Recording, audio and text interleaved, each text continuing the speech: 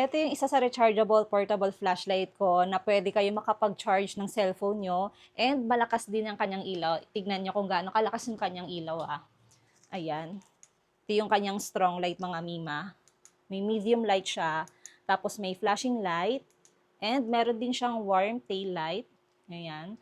Perfect for reading. Soft lang yung kanyang ilaw. Tapos, adjustable din yung kanyang focus. Pwede mong ma-zoom in and ma-zoom out.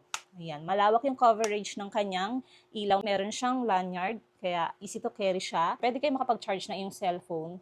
Ito yung kanyang port. Ayan. Tapos, may kasama na itong charging cable kapag order kayo nito. Tapos, ang kinagandaan din nito, meron siyang battery indicator light.